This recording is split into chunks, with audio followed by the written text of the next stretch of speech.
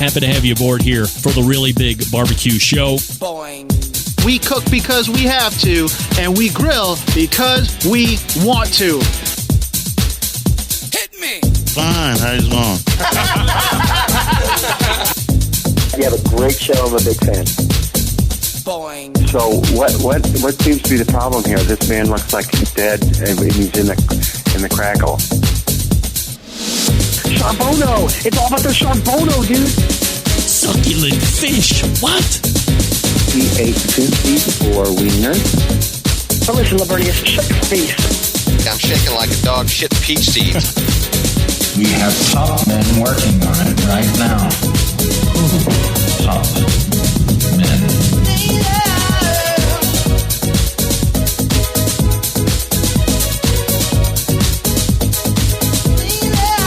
Welcome to the second hour of the show. It's the Barbecue Central show where we talk about important barbecue and grilling items that you didn't even know were important.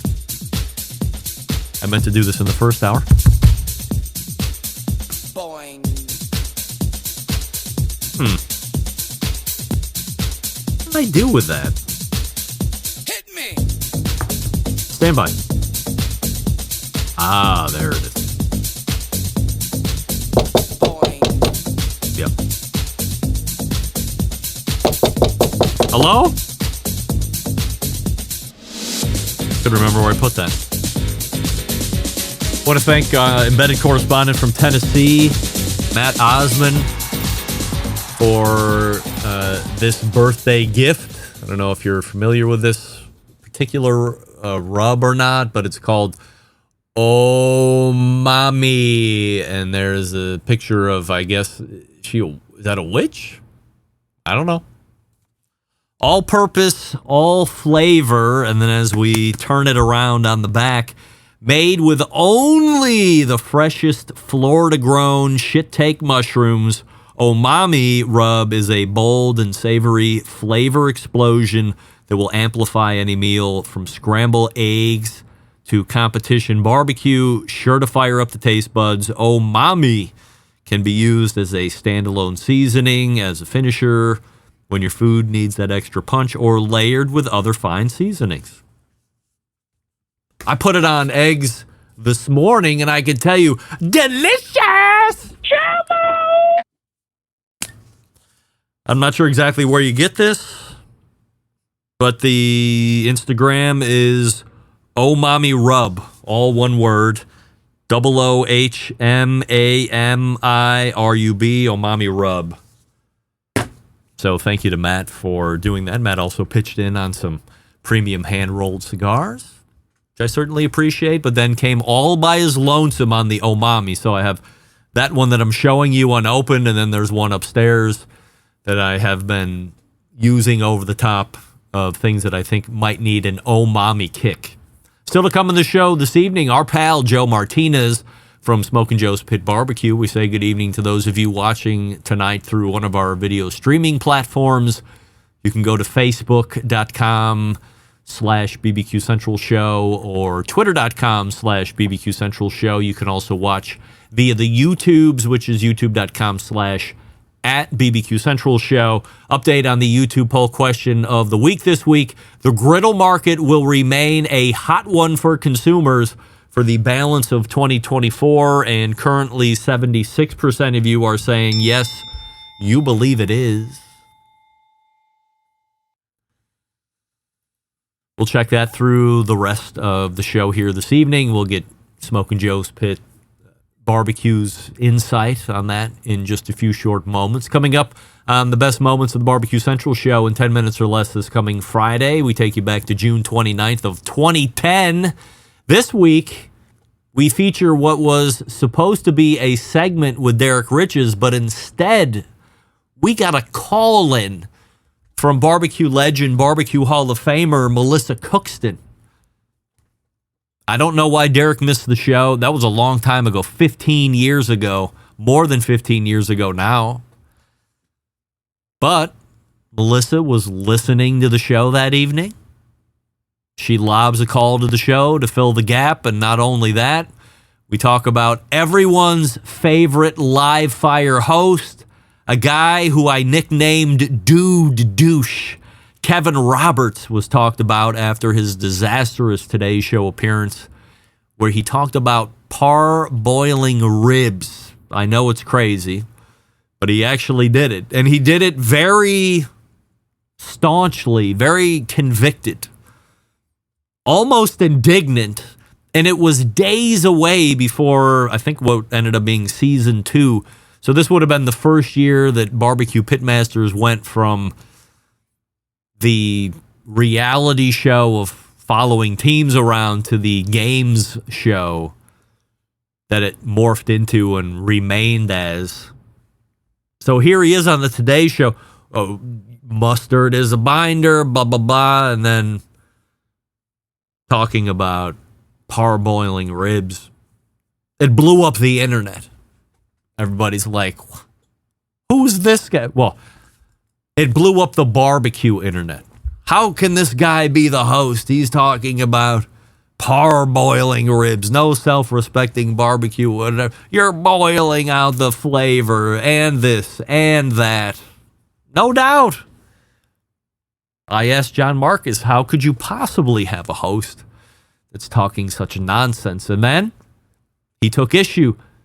Kevin Roberts took issue, started blasting back, and that's when he earned the nickname Dude Douche, which he now wears to this day on the show, whether he knows it or not. Probably doesn't even remember being a guest on the show.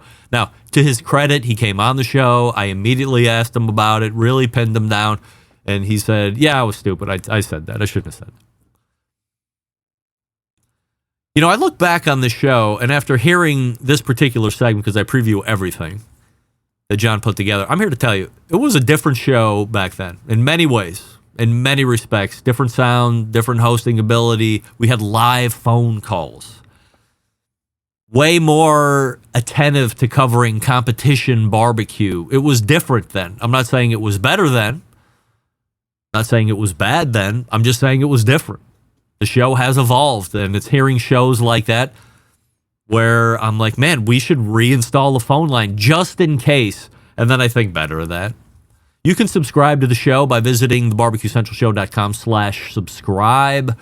And if you want to hear a guest or segment on the show that has been lost in the archives, email John and let him know what you would like to hear. In fact, email John and tell him you would like to have him find the Dude Douche segment. Really put him to task. See if he can possibly bring something up. The Famous Dave's All-Star Barbecue Series rolled into Hermitage, Tennessee this past weekend, and winning the event, Texas Moonswiners. Good for you. And coming in reserve grand champion, little team, maybe you heard of them, Red Bone Barbecue. Hey everybody, can I trouble you for a Good job, Redbone. Both Texas Moonswiners and Redbone Barbecue have now qualified for the 2024 World Food Championships in the barbecue division. That will take place in November, and that will take place in the greatest city aside from Cleveland, known as Indianapolis, Indiana. The next Famous Dave's All-Star Barbecue Series event is this coming Saturday, July 20th, in one of my favorite destinations across the nation, Louisville, Kentucky. And as of this past Sunday night, and I didn't check it today, so you might want to check me here, but as of this past Sunday night, the event opened up one spot for availability, if you can believe it. So if you're going to be around the greater Louisville area and you want to take part in this Famous Dave's All-Star Barbecue Series challenge, there might be a spot left. By the way, the Columbia, Maryland event on August 24th still showing as having one spot left, but that other one in El Paso has filled up. So right now, one left for this coming weekend and one left at the end of the whole series on August 24th. You can find past results and the remaining schedule of future events by visiting worldfoodchampionships.com/allstars. And now we're all caught up. What do we love about ceramic cookers, you fools? We love that they're fuel efficient. We love that you can achieve low and slow temperatures for traditional barbecue meats. We love that you can get rip-roaring hot for the high temperature of grilling and steaks. for the high-temperature grilling of steaks and other thin cuts, but what's missing in the everyday ceramic cooker lineup? The real ability to do true two-zone cooking. Two-zone cooking is very important to both professionals and backyard cooks alike. It's the best way to manage a fire and cook with confidence. We all know this. However, getting a two-zone fire and a round ceramic cooker isn't very realistic. Why? Because it's round. Enter Primo Grill, the game-changing oval design. The shape gives you the ability to execute that two-zone setup that you desire. It also gives you the other ceramic grill benefits as well. Really, when you break it down, there's more than 60 different ways to configure the Primo cooker, so you're only limited by your culinary imagination. Made right here in America, in the southern portion of Illinois. Only sold through dealers, primogrill.com, and then go to the dealer locator to find one near you, and then visit them in person. Play and touch and hug all of the different ovals on the showroom floor, and then take home the one that's best fitting your needs. Remember, you might pay a little bit more up front than some of the other competing products, but again, you are getting something that's going to last a lifetime. Don't be intimidated, thinking that it's going to be so hard to use and fire up or whatever. We should always go down to boilerplate. And what's boilerplate? Me. I'm the biggest idiot on the face of the earth. The good news is this. If I can cook on something, so can you. If I can put something together, so can you.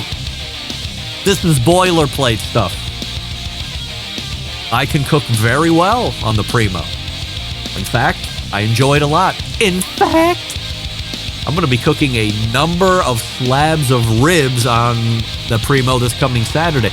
Also going to be potentially mixing in a Traeger. I know, shocking for me to say.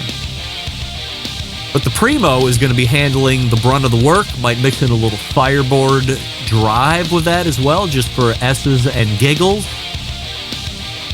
And when it's all said and done, I'm going to be able to close the top vent and close the bottom vent.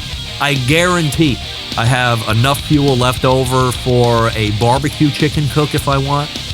Or I can do a live high heat event if I want, like a big steak cook, or maybe I'm going to do burgers, stuff like that. The Primo is a fuel miser. But you got to check it out for yourself, primogrills.com. We're back with Joe Martinez.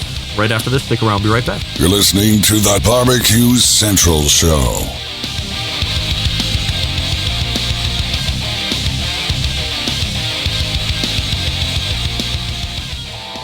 Howard Stern, Jim Rome, Dan Patrick, and Greg Rempe. The Mountain Rushmore of talk show entertainment. Now, let's get back to the Barbecue Central Show. All right, welcome back. This portion of the show being brought to you by Pit Barrel Cooker, the most unbelievable outdoor cooking device on the planet. Available in 3 sizes, a host of accessories. It doesn't matter if you're a beginner or a professional. It's just a cooker you want to add to the arsenal, and there's no arguing about that. You go to pitbarrelcooker.com and tell them the Barbecue Central Show sent you, and who knows what can happen from there.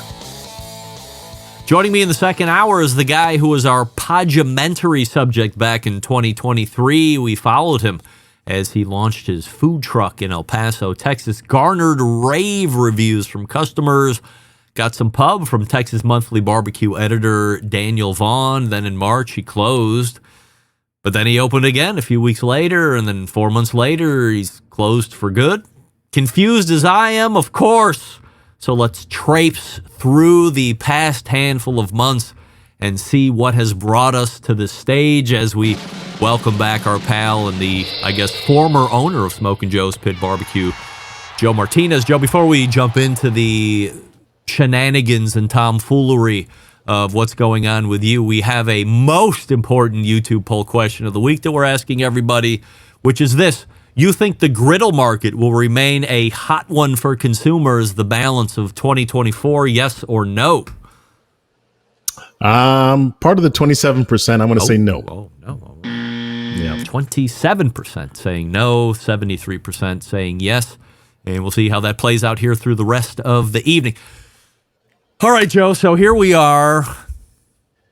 June 16th of 2024. It seems like only a year ago we were talking about what the next handful of months was like, as Smokin' Joe's Pit Barbecue was probably really hitting its stride at this point. For the folks that don't recall, you had been launched out before we started in January. You had been doing it, was it for like 4 or 5 or 6 months or something like that? So it wasn't a true track of real time, but we were able to get everything kind of caught up within those first couple interviews to be able to end more in real time reporting. So let's look back before we talk. Never mind that. We'll do that here in a second. Joe, what happened? You made a post. Closed for good. Are we really closed for good? And if so, why are we really closed for good this time around? Yeah. So the first part of your question, I'm closed for good. There's no going back. I reopened it, try to, revamp it, see if it gets some energy and traction, and it just never happened. So definitely not going to open up. And again, even though it hurts me, to say that, it's the best thing for my business. It just wasn't generating the revenue that I needed, to survive and weighing my options and where I was at before. It's just better to close it down and move on and, learn from your mistakes, if you will. Allow me to be Johnny Critical Man as I interview you. It would seem to me, and nobody knows this better than you. You were a sales guy for many, many years at O'Reilly and the management, of course. Could I tell you, Joe, you want to make more revenue? Open more days out of the week. I think you were open like a Thursday, Friday, Saturday, maybe. I think it was Friday, Saturday also. Why not go to 5 days a week and see if you can make a run at it? Yeah, that's a great question. I think that's a question that a lot of folks have. The thing that a lot of people don't understand, yes, I'm in Texas, okay, but I'm in far west Texas. So when you think about Texas and barbecue, you think about Texas, barbecue is the second thing you think about. It is popular, but not here in El Paso. And, part of me opening up was to change that. We're not Austin, we're not Dallas, we're not Houston, we're not any of those big cities. We're a big city. El Paso is a really big city. But when it comes to barbecue, it's just not something that people are accustomed to. And not everybody, I do want to say that we had our loyal customers, our customers that didn't care about the price of barbecue. They'd come order 2-3 pounds at a time and not say anything about the price, but El Paso is it's good Mexican food. It's not Tex-Mex food like you find down in San Antonio and the rest of Texas. We have really good Mexican food, and that's what people out here are accustomed to. Just good, solid Mexican food. And again, we tried twice to make this thing work, and it just wasn't working. When I look at your postings, and maybe this is my folly when I look at social media. To me, the outsider looking in, Joe Martinez killing it. It was a cash cow, sold out again. Everybody reviewing it saying best thing ever. Hell, you got Daniel Vaughn to poke 12 hours away from Dallas to come out and see you in El Paso, and he put you on the Shooting Stars list last year. So there appeared to be everything going right to end up leading into really very, I don't know, outrageous success, but at least something that you could hang your hat on and continue to grow, stay at if you wanted to, but wasn't going to be like, oh, I think I'm really going to have to close down. You could work it for the next 10, 15 years and go, okay, I'm just done working. Maybe I'll sell it. Mm-hmm. Is this the folly that a lot of people fall into when we're following you? We think it's just cash hand over fist, and it's really not. Yeah, I think that's accurate statement. So when we first opened up, I went, full blown barbecue, full blown Texas barbecue. I had every meat that you could possibly think of when you think barbecue: burnt ends, pork belly burnt ends, 7 different sides, homemade cornbread. I had it all. I had everything. banana pudding, everything. And things were going really good. We're making money. I was excited to open up, and we had the first day we cooked a bunch of briskets that we opened anyway, bunch of briskets, bunch of pork butts, and we sold out in probably 3 hours. And that was like, wow, this is really going to hit. And after that, we stayed pretty busy. But then, as I mentioned in the last podcast that I was on, business slowed down, and that's what led to me closing down the first time. It slowed down. Then we had, some personal stuff happen in our family that we talked about. So that was an easy decision for me to shut it down then. We weren't making as much money. We had some personal stuff happen with our family. And so I just shut it down. Now, I'll take you guys back a little bit. When we reopened the second time on March 1st, I had a much smaller menu, and things were going great. That's when we had I think it's the second interview that we had, or third interview. I don't remember exactly how many, but things were going really good. We were selling out every day. The new menu I thought was working, because we were selling out, and we were a lot more profitable. We had less waste at the end of the day. Things were going great. And then, I don't know, it just, customers would show up, Greg, and they'd say, hey, can I get some smoked mac and cheese? Oh, we don't have smoked mac and cheese anymore because, I reduced the menu down. And so I didn't have, I think the only side I had was beans, but because beans was something that went in our loaded potato and our loaded fries. So we were selling beans as our Texas cowboy beans. So we were selling that, but people would show up and say, hey, can I get ribs? Well, we weren't doing ribs every day either. We were doing ribs only on Fridays, and we were selling out. We were selling out of ribs, and I thought it was working. But, when we cooked 10 racks of ribs, it got to the point where we were cooking 10 racks of ribs, and at closing time, we'd still have 4 in the smoker. And I'm like, holy cow, what's going on here? Briskets, we were smoking a lot of briskets. Here towards the end, Greg, we were probably cooking 3 briskets a day. And that's just not going to generate the revenue. Yeah. It's not going to generate the revenue that we need to survive. And yes, we can blame all sorts of things. I'm not a guy that's, going to make excuses about things, but this was a big learning curve for me. And if I had to do it all over again, it'd be way different. But, if it's to the point where we cook 3 briskets a day and we'd still have, sometimes we'd have a brisket left over, half a brisket left over. It's like, man, what's going on here? All right, so let's roll all the way back and play post-mortem, second guess, 2020, armchair quarterback, whatever you want to call it.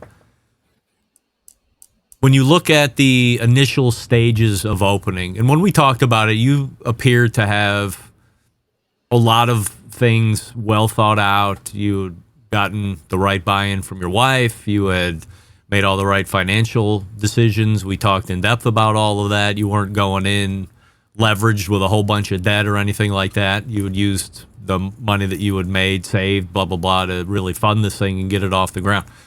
Within that first 6 months of opening, is there anything in that span of time where you would go back and say, I would change this and this would put us in a different spot either now or would have set us up to be in a better position moving forward? So there is, but at the same time, because, and I'll talk about what the changes that I'd make.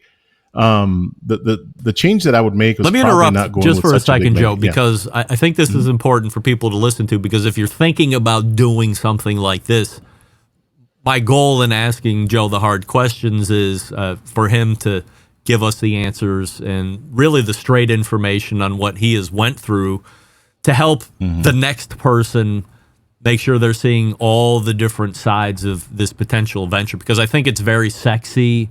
People think they can do it. People think they're great cooks. And then there's a lot more things that are involved in what actually makes you a success or doesn't make you a success. So sorry to interrupt, but go ahead from there.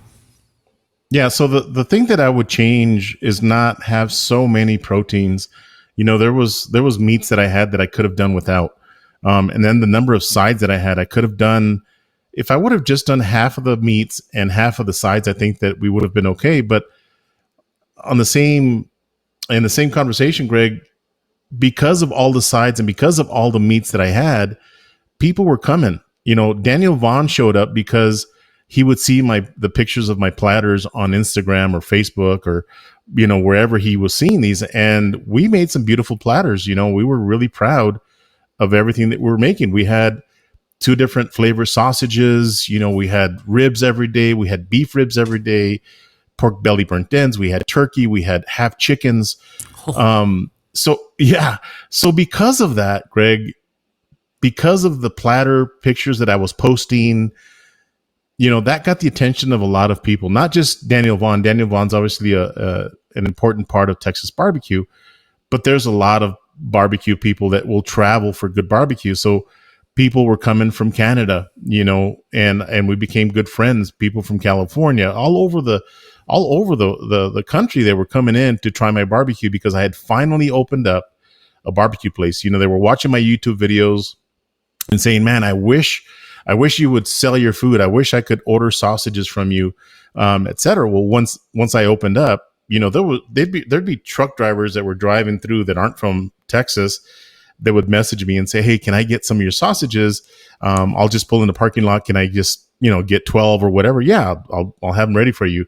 So, things were going really good. If it wasn't for the size of my menu, I don't think that I would have gotten as much attention as I did. But at the same token, it was a double-edged sword that hurt me in the long run because of the waste. The waste that we started having in the beginning, we had very little waste. We were selling out. But when things start slowing down, and there's a lot of factors of why a business will slow down, weather being number one. We're in a food truck park. Mm-hmm. And I think that's important for people to know. We're in a food truck park. I'm in a food truck, 8.5 by 20 food truck. Had it been in a brick and mortar, I think things would be different. And that's one of the things, if I had to do this all over again, I don't think I would start in a food truck. It's a lot of work, very demanding. Barbecue by itself is a lot of work. Imagine doing it in a portable kitchen. It's difficult, so those are just some of the changes that I'd make. Now, there have been a few people that reached out. I did some consulting for a few people that opened up barbecue places, that opened up food trucks. They would come and spend 3 days with me. And I still do that for people. I'd tell them, especially now that I closed the second time for good, a lot of people are reaching out saying, "Hey, Joe, what happened, man? Tell me, walk me through so that I don't make these same mistakes, help me out here." And I'm honest with them, because I don't want them to fail. I don't want anybody out there that's listening to this podcast that's thinking about opening up a food truck to hear this and say, "Okay, I'm not going to open up a food truck. I'm just not going to do it."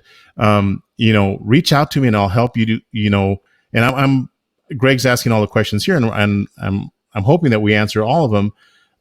But a lot of things I'm going to share with you, because I don't want you to fail. I want everybody to succeed, and everybody's situation is different. I think in my area, because barbecue isn't as popular as the rest of Texas, that may have hurt me. Being in a food truck park hurt me.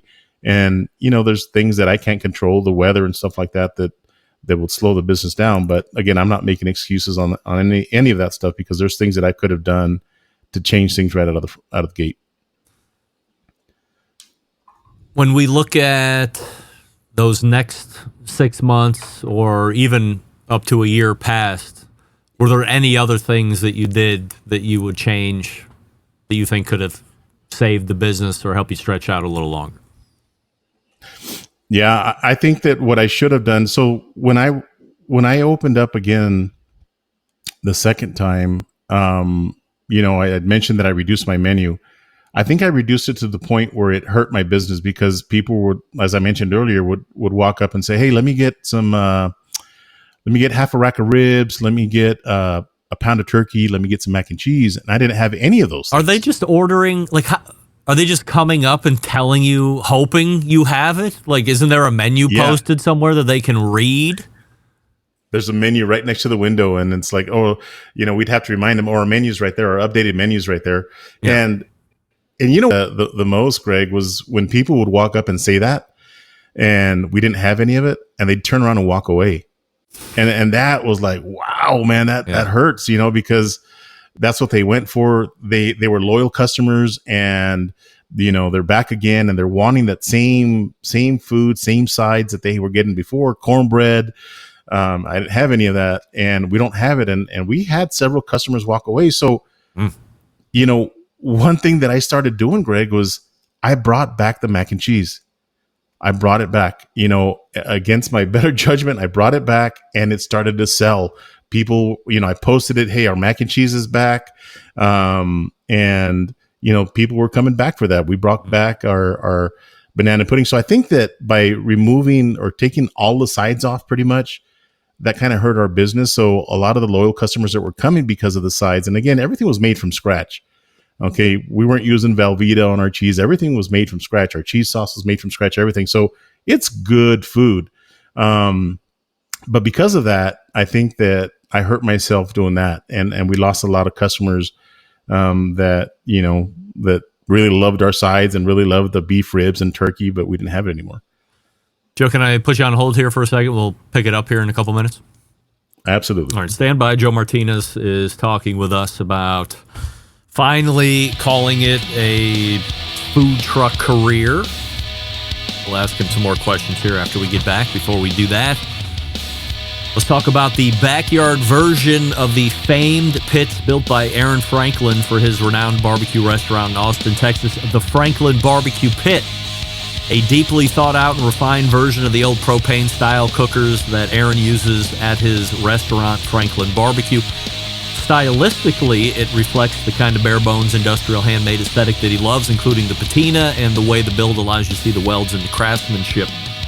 Now, the schematics of a Texas-style offset pit, relatively simple, even if the things happening inside the cooking chamber are complicated dynamics of physics and chemistry. Very few moving parts here. Numerous and massive difference divide this Franklin pit and the average barbecue smoker sold at the big box stores. For one, much of the challenge of building and shipping these pits comes with the thickness and heaviness of the materials, but also much of the value. Cheap smokers are made with thin metal. Not only does thin metal material tend to warp and crack when sustaining these kinds of heat, which are required to make great briskets and barbecue, especially on cold days, the thinness of the metal just sheds the heat and you struggle to maintain consistent temperatures. Franklin Barbecue Pit's primarily made with quarter-inch American-made steel. Anything that sees heat engineered to be incredibly solid should last for a century or more if cared for properly.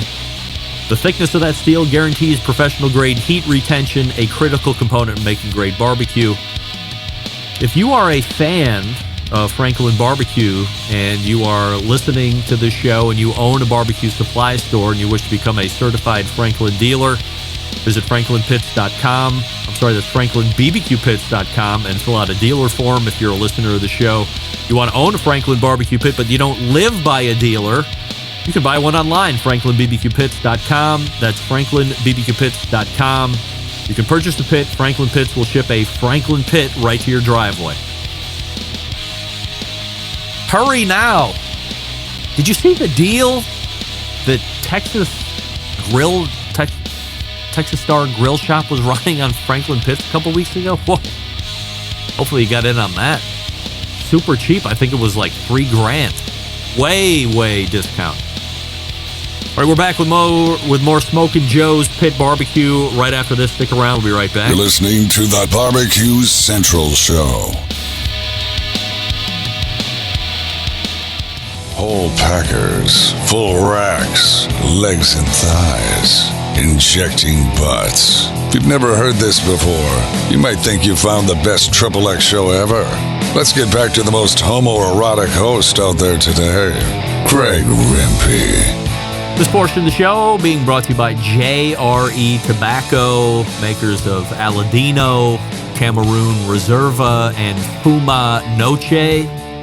Let's talk about Fuma Noche just for a moment. Dense, rich, intense. The first cigar without Corojo tobacco, which is JRE's signature, of course. Way more full-bodied than the norm. We call it the last cigar of the night. Go to jretobacco.com to find out more and seek out a retailer, proud sponsor of this show, and I am a proud smoker of their premium hand-rolled cigars, and we are joined by Joe Martinez once again. Joe, when we talk about menu and menu selection, it's always a conversation I love to have with folks when they're getting ready to open or they have just opened, as we get to learn the nuts and bolts of them getting from start to open, right? And the refrain is always, your ego says, make everything because you need to show off to people that you are the pitmaster. But the business says, really keep it tight and focus on a few things and do them spectacularly. Easy for me to say, or easier to fall into the, I want to show everybody what I can do? Well, I think that, both of your statements, play a factor in any business. You want to start a business, but like you said, Greg, it's better to just do a few things, a handful of things, and be great at them, and you can get a lot of people's attention. And then maybe down the road when you open, if and when you open up a brick and mortar, and then spread your wings and bring in, all these extra proteins and sides, et cetera. But I think both of your statements, they play a factor in any business. You want to open up and put your best foot forward and, hey, look at me, this is what I can do. And again, I don't have any regrets of anything that happened. I accomplished a lot. I wasn't expecting to be on Texas Monthly's top 25 new barbecue joints, and that's something that we accomplished. And I'm very proud of that. I haven't lost my passion for barbecue. Earlier you made a statement that, hey, on the outside looking in, everything looked great. Mm-hmm. And as an owner of a business, Greg, I don't want to be that guy that I want people to feel sorry for me because I'm slow, etc. I could have put out a sympathy post, and I'm sure it would have rejuvenated the business for a little while. But I just didn't want that. I didn't want to be that business that is out there crying for help. And I just wanted it to come naturally. But again, things happen for a reason. And if I had to do it all over again, obviously things would be different, but I don't plan on doing this again, and I know I mentioned earlier that I wouldn't start in a food truck, but you take a look at, some of your top barbecue places in Texas, Valentina's that recently shut down, they started in a food truck. Evie Mae's Barbecue in Lubbock, Texas, they started in a food truck. Franklin Barbecue, started in a food truck. A trailer, I could probably fit Franklin's original trailer, two of them inside my current trailer. And, but I don't think he was doing all the sides and all the meats that I was doing. He did what you mentioned earlier, just, go in there with a handful of items and be good at it. When you, if you moved Smokin' Joe's Pit Barbecue, not even moved it, but if you lived in one of the more well-known barbecue cities, do you think that you are just as successful as you were in El Paso, but you would have had consistency at being successful? Yes. Then I would have been able to open up more days, Greg. We tried opening more days, tried opening up Sundays, try to do barbacoa on Sundays, smoked barbacoa, which are beef cheeks for those of you guys that don't know. It's a very popular food in El Paso. Barbacoa is something that you eat on Sundays here in El Paso. It's not smoked the way we would make it, but, I wanted to bring that into El Paso. And again, it was okay, but not great. Not everybody, I didn't want to, again, have people, feel sorry for me, but there were people that were noticing that they could tell that I was struggling. And one friend that, he's just a social media friend, like a lot of our friends are these days, right? He's a millionaire, runs a successful trucking company. He reached out to me and sent me a message, Joe. He's like, hey man, if you want to talk, I'll I'd love to talk to you and help you out as much as I possibly can. So we got to talking and we talked for a good hour, and he says, Joe, talk to me about your financials. Where are you at? What were you, how was your financials before you started? Where are you at now? He's like, Joe, why did you open up your food truck? He flat out told me, why did you open up your food truck if you were doing so well? just doing YouTube alone. And I don't mind sharing numbers with anybody, Greg. I think that I'm pretty an open book with you. I was making upwards of $15,000 a month on YouTube alone, just YouTube. Okay. And I had a corporate job. So, but it got to the point where I was making more money on YouTube than I was at my corporate job. So I left my corporate job to do YouTube. But I also left it to open up a food truck. And because the food truck was taking so much of my time, YouTube kind of took the back burner a little bit. And, still making money on YouTube. I still am making money today. It's just not like it was before. So, when this gentleman that was helping me out, told me that, I really got to thinking, it's like, why am I doing that? Why am I killing myself? All these long hours of cooking barbecue. Why am I doing this? And I think I'm just passionate about it. That's why I wanted to do it. That's the answer. I was just passionate about it. All right, let's dig into that answer a little bit more. I'm no Dr. Phil. Are you saying you're passionate about it and you were busting your ass because you really didn't want to fail? Or in reality, did you not want to tell people you were going to fail? No, I didn't. Failure was not an option for me going in. I was really passionate. I wanted to make it work. It's the analogy, Greg, that I think that can best describe this is when you have a 15-year-old dog at home and he's limping, he can barely walk, he's not eating, he's barely drinking any water. That it's time. That it's time to, hey man, we got to take a trip to the old vet and say our goodbyes. But you love that dog so much that it hurts you to even think about that, right? But then it comes to a point in time where it's like, hey man, we're going to the vet. Get in the car. It's done. We're done. It's time to say goodbye. And it hurts, man. It hurts so bad. People don't understand. But it's the best thing that you could possibly do for your animal. And in my case, for my business. Let's talk about the YouTube for a second, since you brought it up. You mentioned at the height you're doing $15K on YouTube a month. I'm no mathematician, but that's like $50 billion a year. Is $15K what you're clearing off? Or I know there's like percentages that YouTube takes and stuff like that. So for the folks that always hear the term YouTube money but have no idea what YouTube money really is, what are the real figures that make up YouTube money? No, that's take home money. That's being deposited to your account every month. It's tax free, so you have to be careful and set aside 35% of that. Not tax free, Uncle Sam. It's like you have to pay tax on that, not tax free. Well, yeah, it's not free. Yeah. Big difference. Right. Yeah, that doesn't include. They're not taking out taxes. Yeah. Let me rephrase that. So, you do have to set aside 35% of that you're going to pay in taxes. So you find a way not to cheat the system, but you've got to spend money so that you don't have to pay so much back. So I started buying really nice lighting, really nice cameras, mics, etc. To help offset that because they'll get you on taxes.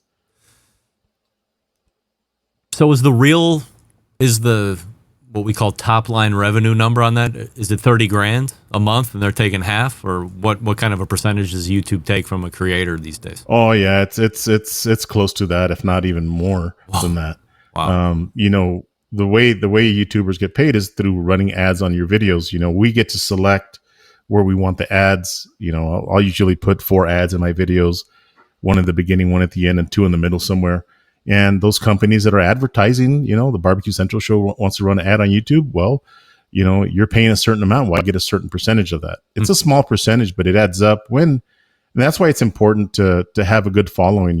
I'm almost at 280,000, I think, subscribers on YouTube. And it's important because once you build that fan base, and you put out a video, it can really pay off for you, pretty good. Is it likes? Is it views? What's getting you the money? It's views. It's views, yeah. Not subscribers either? Not subscribers, no, because you can have a ton of subscribers. And, before I stepped away from YouTube to run my food truck, I was getting views like crazy. And now, I release a video and I'll get 15,000 views, and I've got 280,000 subscribers. I'm not getting 280,000 views. Yeah. And sometimes, those videos will go viral and you'll get 1 million views. But that hasn't happened in a while. And, now that obviously I've got a lot more time in my hand, that's what I'm going to do is revamp my YouTube channel. So you're going back to YouTube full time. Yep. That. And, I've got my hands in other things too.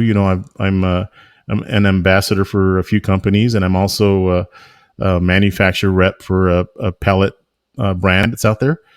Pretty new to the market, but we're pretty excited about it. And the owner of the company believes in me, and we've done a pretty good job of selling pellets in large quantities to online companies, or if you own a barbecue store, that's my customer, that I'm going to go after. So that's what I'm going to be doing. That and YouTube, and little fishing here and there too. Why not keep the corporate job? Never have opened the food truck. Keep the corporate job, get that money, and do the YouTube and continue to blow that out. I understand that you were making more on YouTube than your corporate job, but big deal. Were you also, was it cutting into your corporate job life as well? Yeah, it was. My corporate job was pretty demanding. We traveled a lot. I traveled a lot. I was out of town pretty much the whole week, come back into town, and, obviously I wanted to spend time with my family, but I also have to film some YouTube videos. So it makes it a little bit more difficult. And at that point, when I left my corporate job, if I didn't open up the food truck, I think I would have been okay, because I probably would have doubled the subscribers I have right now, because the more you feed YouTube and the algorithm, the more your channel is going to grow, just like anything.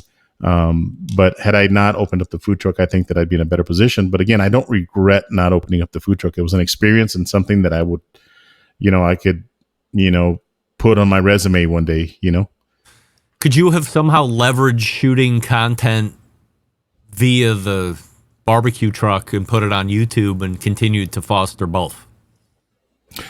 That was the plan.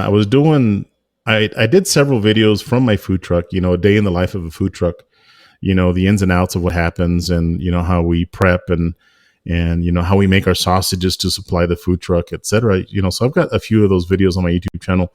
And, the plan was to do that, but because it got so slow, towards the end, it was just my brother and myself running the food truck. We didn't have any more employees. It was just us two. Mm-hmm. And I couldn't hire anybody because the business just wasn't there. So I was cashiering and doing a lot of the prep, and my brother was pretty much the meat slicer, and he'd cook anything that went on the grill. He'd cook it, but he also had to learn the register, so it made us, a lot more universal because we had to do more things, but that's what we had to do in order to, keep the food truck open. You going to cater for people that call you and say, "Hey Joe, could you do a little cater for me? Because you got that big ass pit." Yeah, I had 2 pits, Greg. I got 2,000 gallon. Right. So any going up for sale? One of them, I just sold it to a gentleman up in he's up in Washington. Heartache. Yeah. So I had ordered another pit, with the anticipation of having a brick and mortar. But since I ordered it, these pits take months to build. Yeah. Well, the pit's ready, and it's like, okay, well, I'm not going to open up the restaurant after all, but it still shows up. Well, I got to pay the guy, right? I ordered it. So I put it up for sale, and, I sold it for exactly what I paid for it. And they're going to come pick it up. The other pit that I have, so this is kind of a news flash. You're the first to hear this. Oh, yeah? I have not released it. Yep. A Barbecue Central Show exclusive news update. Greg Rempe reporting from the breaking news desk here in Cleveland, Ohio, the city that breaks the most live fire breaking news across the country. Nay, the globe. And we go to El Paso, Texas, where Joe Martinez files this report. Yeah, so hopefully here within the next couple of weeks, if we can get the point of sale up and everything, my brother will be opening up the food truck, and he'll be running the exact same menu that I was running before. He's going to give it. Yeah. He's going to. Wait a second. Yeah. Wait a second. So you're not shutting down after all. Oh, for Christ's sake. You give me 15 minutes to tell me you're back open again? No. I have nothing to do with it. I smell something is afoot here. No. You think you can hoodwink me, Joe? This is outlandish. Can't wait until the amended correspondents get on next month. This is the lead question. Unbelievable. No, it's 100% on him. Different name. He might change the menu up a little bit, but he's going to run some of the same recipes that I was running. It's going to be Sun City Barbecue. That's the name of it. Why is he doing this? It failed. You've proven it out. And El Paso doesn't want barbecue. What is he doing? I wish he's full of piss and vinegar right now, so he's going to run with it and see what he can do. Piss and vinegar and no brains? Yeah. Did he watch you? Are you gonna be his pit boss now instead of him being your pit boss? No. Oh, my God, this is mind blowing. I can't believe you should have never said this. I can't. This is taking the show into a whole different turn. Does he live in? He lives in El Paso, next. Right? Yep. How You'll have him on your show next. Guy? How old is this guy? So my brother is 48. Yeah, how old are you? So I'm 51. All right. So a few years younger, So he's he was my pit master, Greg, and he knows how to trim briskets. He knows how to cook them from start to finish, ribs, everything. He knows how to do it all by himself. So I think, and I don't think that he needs the revenue that I needed to survive. So he's got to sell more than 2 briskets, Joe. Yeah, he's going to. He's got to. So I'm gonna help him along the way. You'll see some of my posts trying to help him out. But yeah, that's the plan. That's the plan. He wants to. Did you say, hey, what's his name? Martin. You say, hey, Martin. Did you watch your older brother already go through this? And what are we doing here? I mean, wow, this is unbelievable. I can't believe this. Yeah. Yeah, you better make sure you get Martin my contact info because we got to have it out before. When is he supposed to open? As soon as the point of sale system is up, we're on the phone with Toast and we have an appointment with them tomorrow, and everything hopefully gets set up by tomorrow and maybe in a week or so. Good news! I have an open segment next week. We're gonna have Martin on, Martin Martinez. I mean, how crazy is that? We got to have him on. We got to talk him out of this. This is like, does he marry? Does he have kids? None of that. Single guy? He's single guy. No side piece somewhere that he's got to contend with or anything like this? Illegitimates running around that are going to show up? Nothing like that? Nope. None of that. Wow. So, yeah. Wow. Well, I mean, I thought I got a good breaking news story from Rasheed Phillips a couple weeks ago, but this one takes the cake. Anything else, Joe, before I cut you loose tonight? No, I just wanted to, take the opportunity to thank my customers that supported me for those 2 years that we were open. And again, no regrets here. And again, if anybody has any questions on, things to do and not to do, obviously, when it comes to a barbecue food truck, get a hold of me. I'll definitely help you out. I certainly appreciate all the insight, all the candor, all the honesty. You've never held back figures or points of thought or anything like that. So from a host perspective, I certainly appreciate it. Wish it would be ending in a different way. Certainly didn't want to see this. I don't know if I expected it or not, but I'm certainly sad to see it. But if this makes the best sense for you, then it makes the best sense for me, and I fully support it. So we'll be looking for the revamped YouTube. And make sure you get me Martin's number ASAP so we can avert a disaster as it might be coming down the pike in blazing fashion. Joe, always appreciate the time. Thanks so much for doing it. Thank you, Greg. Appreciate it. You got it.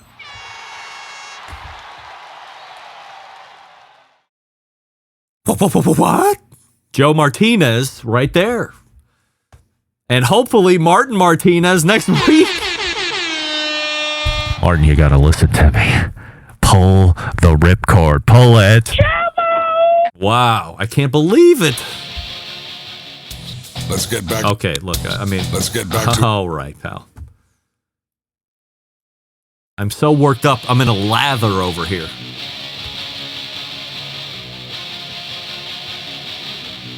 We almost made it through the show without any type of controversy.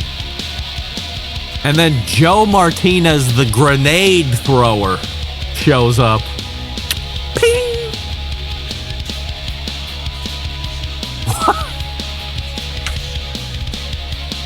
There's not enough business. El Paso hates Texas barbecue. I'm selling 2 briskets a day. I had to quit. Not viable. Weather sucks. Food truck sucks. By the way, my brother's going to take over the business. Martin, stop now.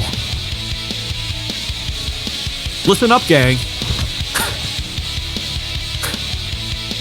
Our friends at Big Papa Smokers have something special just for you, listener to this show. Whether you're a seasoned pitmaster or a grilling newbie, Big Papa Smokers is your one-stop shop for all things barbecue. From their championship rubs, mouth-watering sauces, essential accessories, they've got what you need to take your food to the next level, whether you're on the competition circuit or in the backyard like me. Here's the cherry on top. Listeners of the Barbecue Central show experiencing a great deal when you use promo code REMPE, R-E-M-P-E, at checkout. That's REMPE. Get $10 off your next $50 purchase of rubs, sauces, or accessories. Imagine the possibilities. Evaluating your ribs with Big Papa's Sweet Money, or Big Papa's Desert Gold on your chicken or veggies, or better yet, pick up Big Papa's Double Secret and put it on your steak and be wowed. Head on over to BigPapaSmokers.com and start shopping today. Don't forget to use promo code REMPE at checkout to claim your $10 off your next order of $50 or more.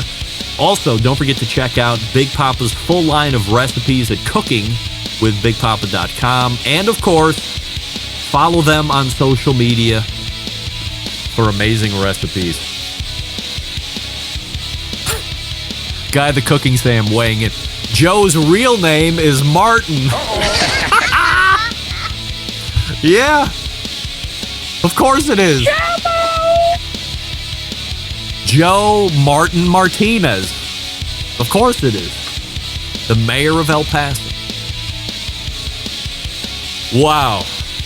Lance, I got to tell you, the last 7 minutes of this show, if you're just tuning in right now, are going to blow your mind. I never say this. When the second hour of this show posts, jump immediately to like 45 minutes in, to the part where you think we're ending the interview, and then I play the breaking news.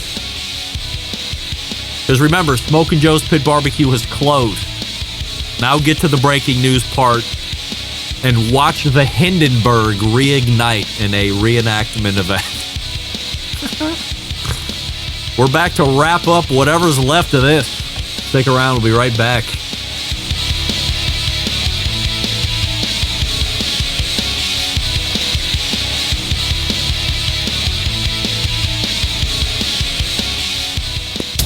Let's get back to a guy who has more experience giving you his opinion than he actually has cooking.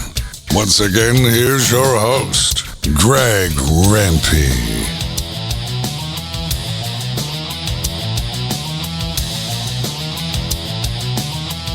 We welcome you back. We thank Joe Martinez for joining us last segment. Last 2 segments, actually, talking about the unfortunate closing of Smokin' Joe's Pit Barbecue. But as they say, when one Smokin' Joe's Pit Barbecue closes, another one opens. Hey, everybody, can I trouble you for a Hoya? Yeah. That sound drop is the best. Wow. I don't even know where to go. So I guess we're going to call it an evening. I could just sit here in silence for the next hour and just think. I could, but I'm not. I'll let you go. All the way back in the first hour, Ted Conrad was on the show. We talked about the new Fireboard Pulse, which is their new wireless thermometer offering into the marketplace. You might see it available for sale in August. Remember, this is an invitation-only event to start. So if you are a long-time Fireboard customer, Be sure to check your emails regularly and your spams regularly because it's invite only to start, as I just mentioned. Fireboard.com/pulse for more info. Then we talked with Wes Wright from cookoutnews.com. Got his take on wireless thermometering. We also talked about Green Mountain Grill's continued reliance and allegiance with building out brick and mortar dealer groups. Second hour, Joe Martinez. How about that? Joe Martinez. Smokin' Joe's Pit Barbecue closed in El Paso, Texas. Or is it? Big show planned for you next week. Second hour, the embedded correspondence. But as I told Joe as we were closing, you damn well might see Martin Martinez for the first time ever on this show, sitting exactly where Joe Martinez sits. For all I know, they could be, well, they're not twins, but they could look exactly alike to the point where you couldn't even tell the difference. There's just so many things. All right, stay on task. In any event, it's going to be a great show. So how do I always leave you? September 11th, 2001. I will never forget. And until next Tuesday at 9 p.m. Eastern, it's your program host and proud U.S. American, Greg Rempe, saying, Shalom! Shalom!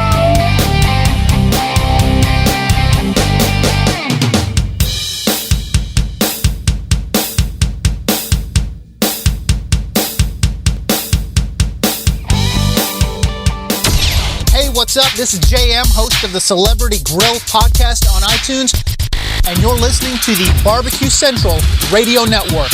All barbecue and grilling, all the time.